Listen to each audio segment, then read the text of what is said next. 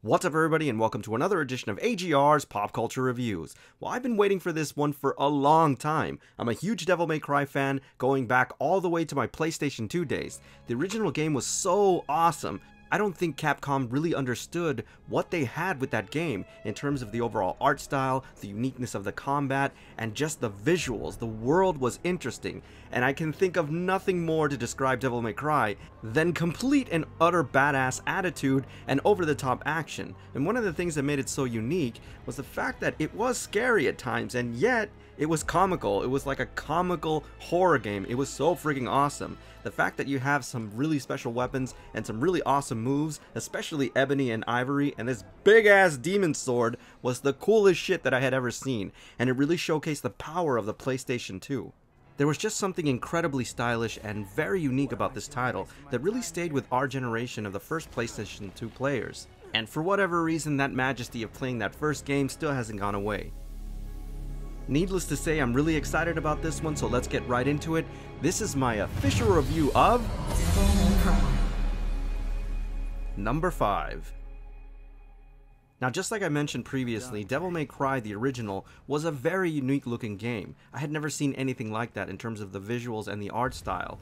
And what they've done is kind of recreated that magic and put it into this game. First of all, I have to say this game is stunningly beautiful. And one of the things that I remarked about the original game, or at least I noticed, I wasn't doing reviews then, is how buttery smooth it ran. Yeah, of course it was before HD and there were several remasters and remakes, but the game did run buttery smooth. And fortunately, the same thing happens here. In terms of performance, this game is awesome looking.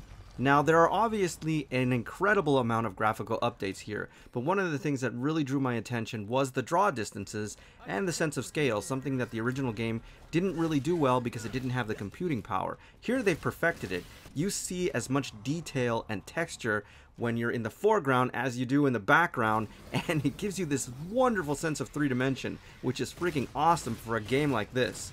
Now, I don't have the technical know-how to figure out how they did this, but they managed to make this game look 3D in the truest sense of the word without peripherals and gimmicks and all that other crap that makes it look like shit. They did a really great job here. The visuals here are also a little bit more organic than the previous title, which had its own controversies, but I do notice that there are much more lush here, and it is a little bit more gruesome, so to speak, especially when you're taking down enemies, which, you know, I can always appreciate. Now, normally I'm not a huge fan of extensive tutorials because I think that they're pretty intrusive, especially if I'm very familiar with the title, but you have to remember that some people have not been exposed to Devil May Cry, and in fact there's kind of a generation gap. With the exception of the previous title, it hasn't been something that you have been honed in on to really refine your skills. And given the variety and the robustness of the combat system here, I'm glad that they ease players into it for those of you who are new to the series. And trust me guys, I'm a veteran of this series and I'm well familiar with the combat, but even I needed a refresher. Now look, this is the Devil May Cry game after all, and personality and over-the-top dialogue is part of the package, and one of the things that made it charming in the first place. What I didn't understand about the previous title was why people were bitching so much about the kind of recon of Dante. I actually think it worked very well, given the original source material and the games, when Dante was kind of a jackass and an asshole sometimes, but a cool one at that. Well, you get the same in this game, and I think it does really well at conveying the attitudes here. The voice syncing is not always great, of course, and sometimes it's a little bit off, especially with the accents of some of your partners in crime, but whatever, it still works very well here. I liked it. You taking notes?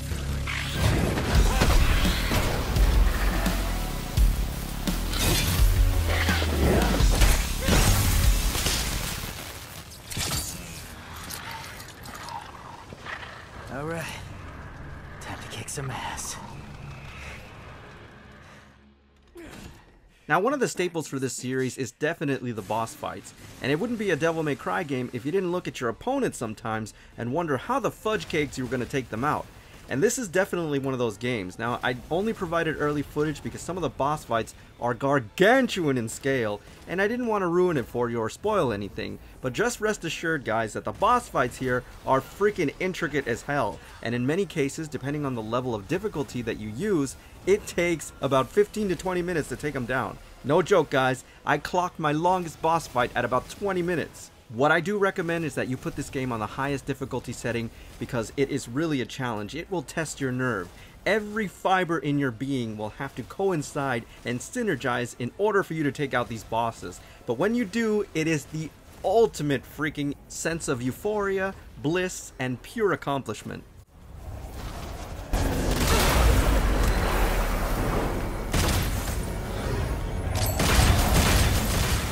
Now, I know at times things may seem a little bit overwhelming and you may feel outgunned and outmanned and out everything, but fortunately you do have an ally that will help you construct and really update your abilities. Now, this is the coolest part about this game.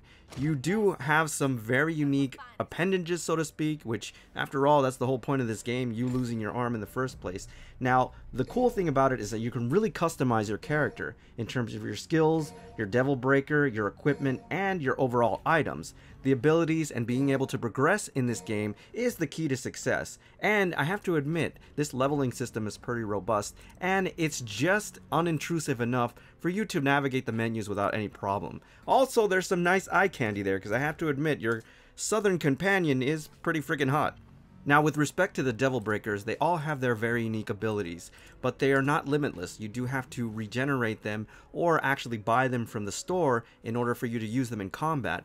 Fortunately though, if you run out, they can be found throughout the level or when you take out certain mini bosses. I'm glad that they did it this way so that you don't have to keep going to the shop in order to purchase these abilities, because they are really cool, especially in finishing moves. My personal favorite ability with the Devil Breakers is definitely the grapple feature. Not only does it allow you to traverse to other parts of the game, but it also grants you the ability of grappling enemies in mid-jump, pull them towards you, and beat the ever-loving piss out of them.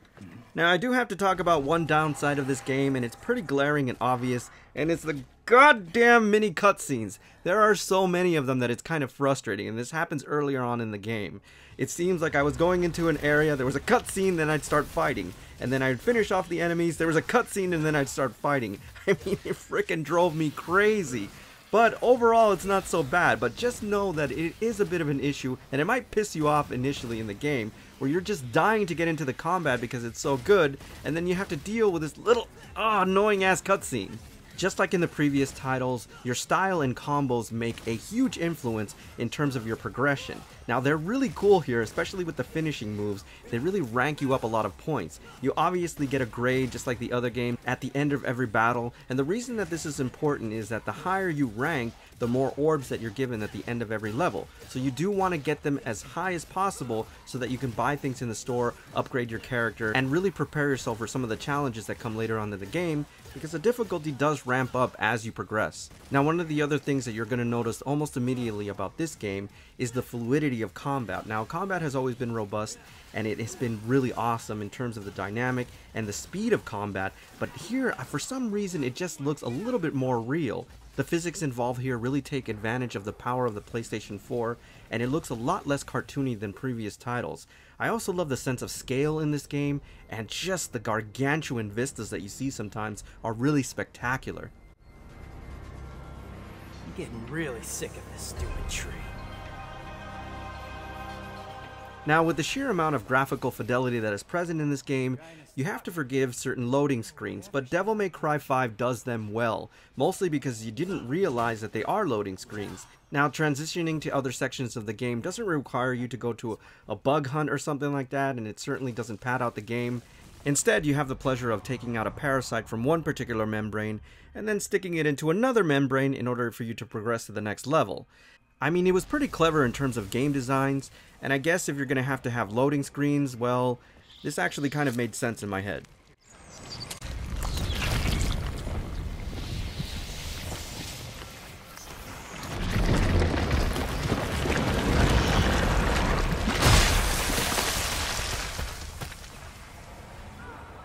Now, it doesn't happen all too often, but it is there. There are certain puzzles that you can partake in throughout the game, what they call secret missions, in order for you to progress to the next section. Now, these are pretty cool and pretty intuitive for the most part. Basically, what you do is you go into a room, you get locked in there, then you got to clear out all the enemies in there, and then finally you got to line up this kind of hieroglyph or petroglyph, whatever you want to call it, in order for you to progress to the next section. And it's pretty cool. And to be honest with you, I like partaking in these because they're a little bit more challenging than the average enemy. So definitely partake in them. Sometimes they're critical for you to progress, other times they're completely optional. So it's up to you.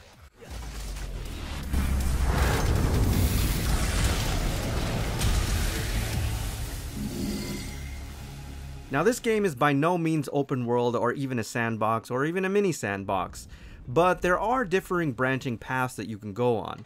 Now they all lead to the same place, but nevertheless it gives the illusion of the fact that you are in kind of an open space. Now here's the thing though, sometimes you might get lost. Unfortunately, you do have an option to hold down the R3 button in order for the game to tell you where it is that you need to go. And trust me, this is very useful because sometimes the areas are pretty big and you might get lost, especially inside these mansions or in these very complex maze type houses. So I'm glad that they added this feature because I know this could be frustrating if everything kind of looks the same and you don't know where the hell you're going.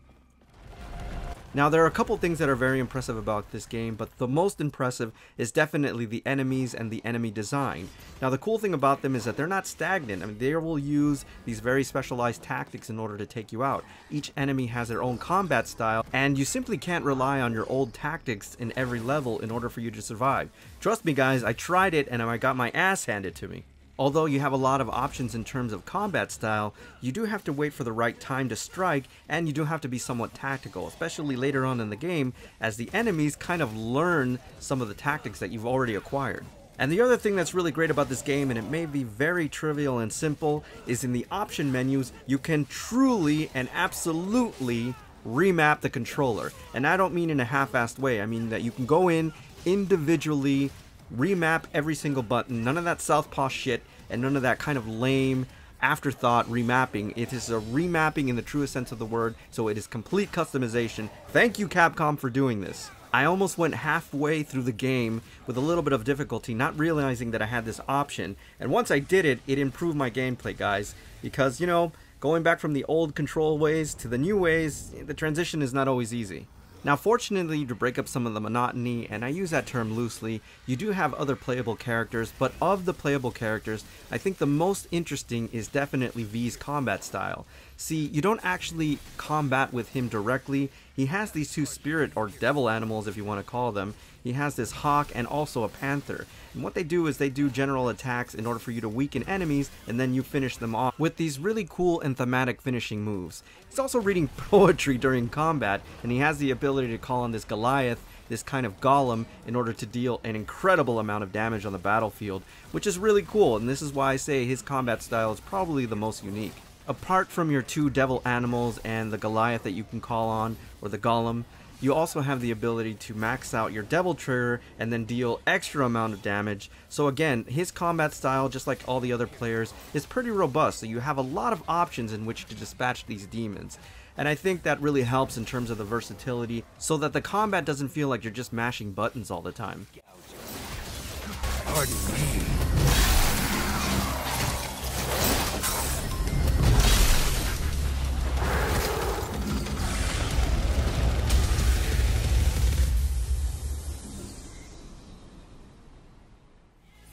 Ultimately, what I gotta say about this game is that Dante is back. Devil May Cry is back, and it is freaking better than ever.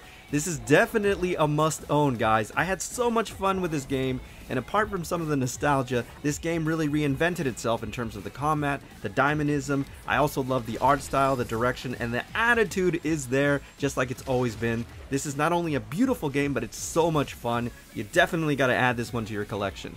Now before I go, I just gotta thank F&B Collectibles Incorporated for sponsoring today's review. Alright everybody, so that's my official review on Devil May Cry 5. As always, I thank you for tuning in, and I'll see you on the next AGR's Pop Culture Reviews.